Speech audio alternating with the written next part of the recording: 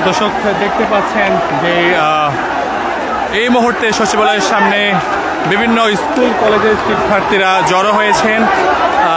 শিক্ষা উপদেষ্টা এবং শিক্ষা সচিবের পদত্যাগের দাবিতে এই মুহূর্তে উত্তাল রয়েছে সচিবালয়।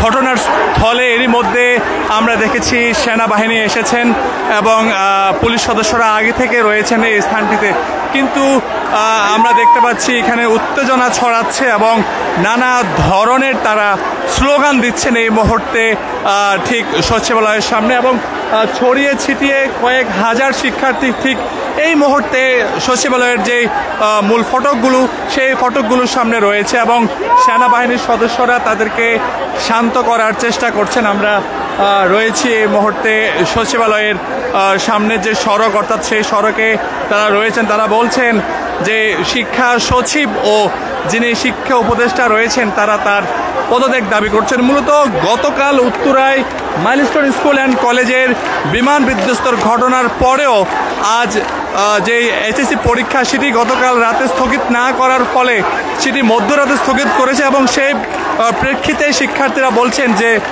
শিক্ষা মন্ত্রণালয় থেকে শিক্ষা উপদেষ্টা এবং শিক্ষা সচিবরা কেন দেরি করেছেন, এই জন্য তারা তাদের ব্যর্থতা টেনে তাদেরকে পদত্যাগের দাবি জানিয়ে তারা এই মুহূর্তে সচিবালয়ে বিক্ষোভ করছেন।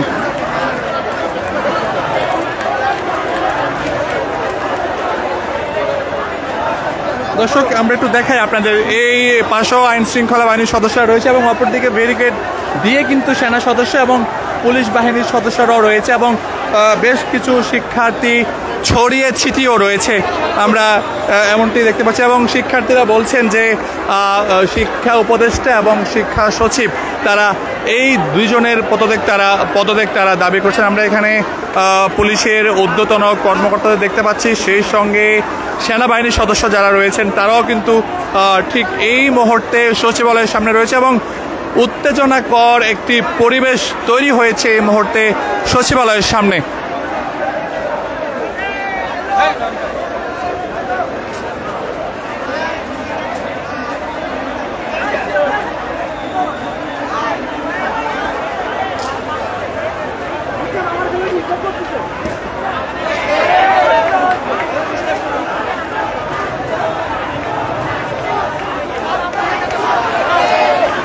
দর্শক আমরা দেখতে পাচ্ছি শিক্ষার্থীরা নানা ধরনের স্লোগান দিচ্ছেন, সেই সঙ্গে আইন শৃঙ্খলা বাহিনীর সদস্যরা তাদের নিবৃত করার চেষ্টা করছেন।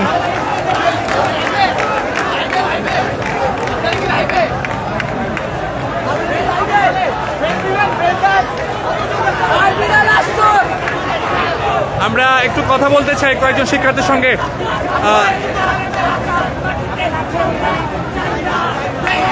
আমরা দেখতে পাচ্ছি এখানে শিক্ষার্থীরা রয়েছেন, কয়েক হাজার শিক্ষার্থী জড়ো হয়েছেন রাজধানীর বিভিন্ন শিক্ষা।